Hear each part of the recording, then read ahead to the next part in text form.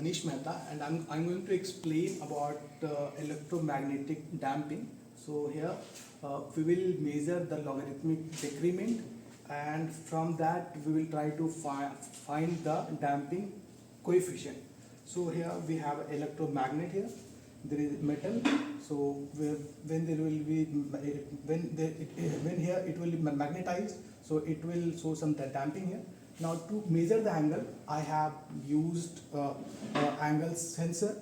Here you can see a Bluetooth here. It's for extra actually. It is for Android app application.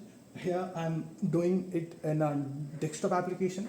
Here is an Aurdino and this data is getting transferred here. So what I will do is I will show you a small demonstration that how we are measuring the damping angle in a real time. So let's see how it is going to work here.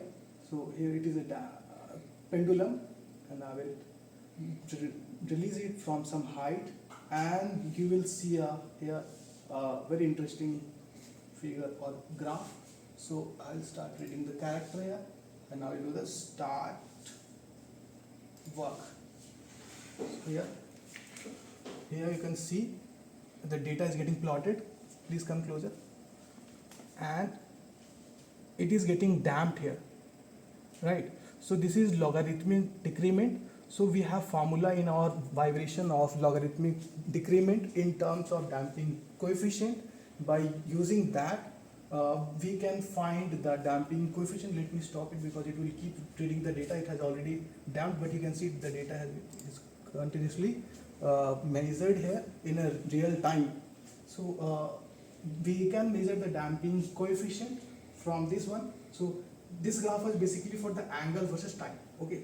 Now further we are planning to use the artificial intelligence machine learning so that we can have different electromagnetic strength here, and from that we can attain different damping coefficient, and by using the machine learning we can predict that at what voltage or at what magnetic effect we can have what damping coefficient and all.